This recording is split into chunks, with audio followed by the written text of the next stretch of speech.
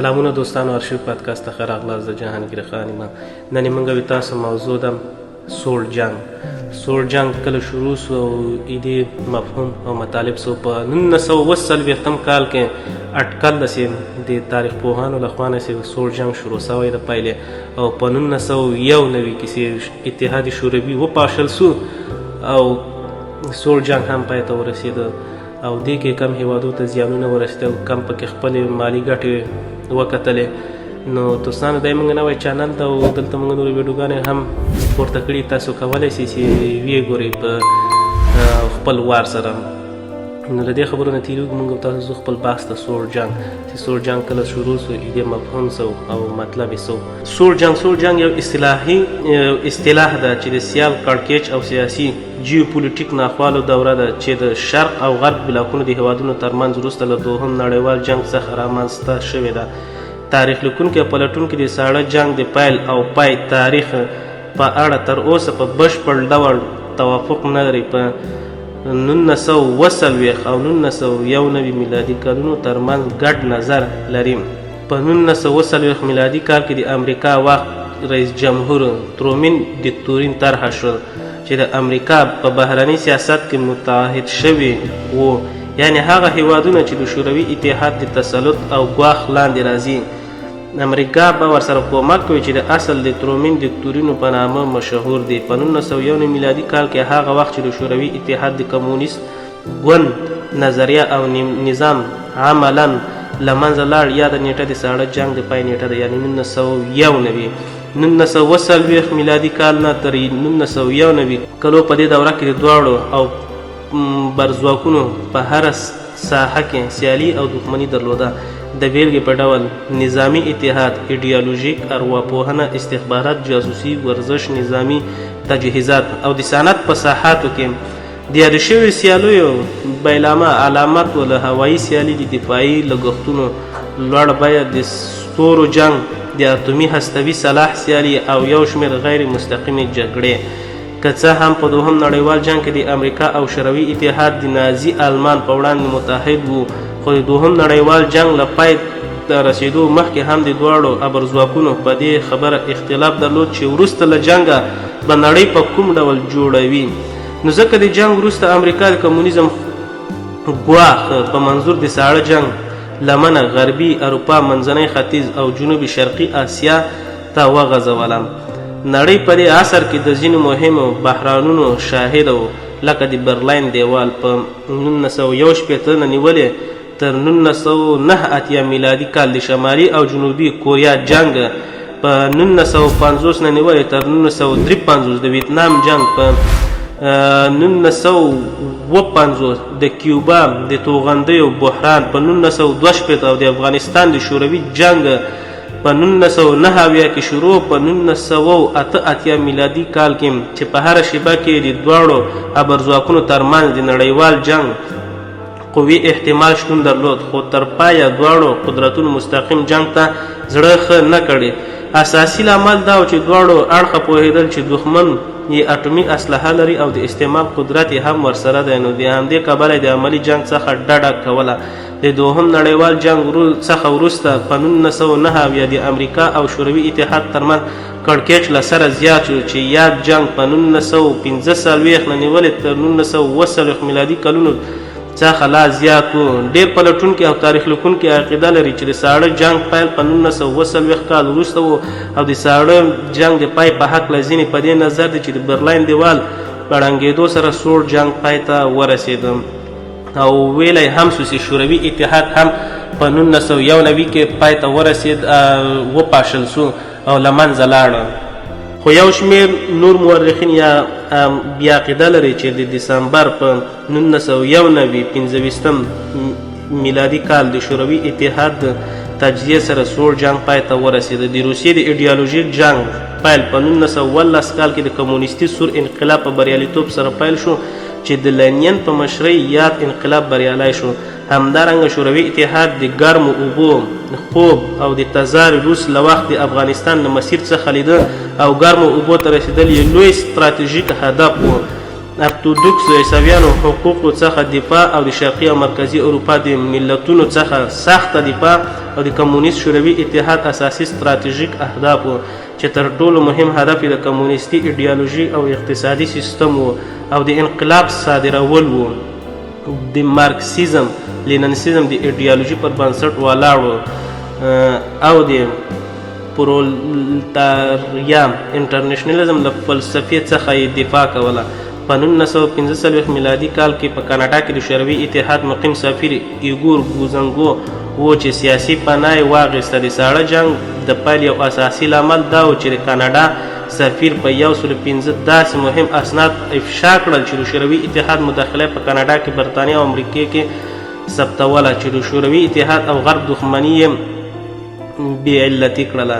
ځینې اقتصادي شنونکي داسې نظر لري چې د امریکا د اقتصادي بنسټ پالنې سیاست د ساړه جنګ لامل وګرځېده. د اټومي انرژي د کنټرول موضوع وه چې د امریکایانو لخوا په 1946 میلادي کال کې پیشنهاد شوه، خو یاده موضوع د شوروي له اړخه رد شوه ځکه شوروي فکر وکړ چې دا پیښه د شوروي د حاکمیت سره تړلې ده. په 1940 میلادي کال کې نړۍ دوه قطبي شوه چې د شوروي اتحاد او امریکا دولتي مشران بدل شول چې د ترومن پر ځای ایزن اور او د سټالین پر ځای خروشچوف ځای پر ځای شول. د ترومن دیکتاتورین چې د امریکا لخوا د هغه هیواد د ملاتړ کیږي چې د شوروي اتحاد تر ګواښ لاندې دی او یا د کمونیزم په وړاندې جګړه کوي.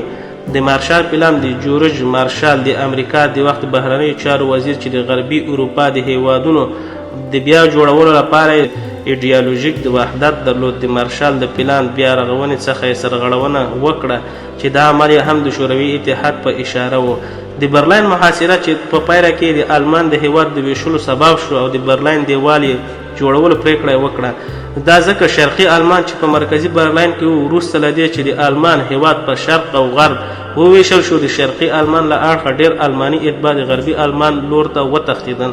نو ځکه شرقي آلمان د برلین دیوال په 45 کیلومتره اوږدوالی او درلوده، 12 متره لوړوالی درلود. د شرقي آلمان د اتباع او تیښتې مخه بنده کړه.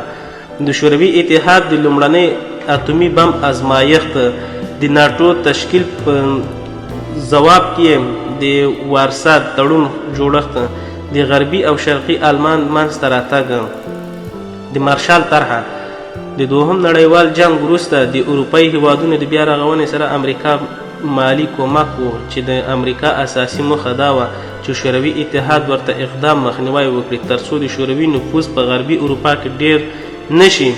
د شرقي اروپا هیوادونو د شوروي اتحاد په اشاره د امریکا کومکونو څخه انکار وکړ. امریکا په 12 میلیارډ ډالر تقریبا ټوله غربي اروپا بیا ځل ودانه کړله.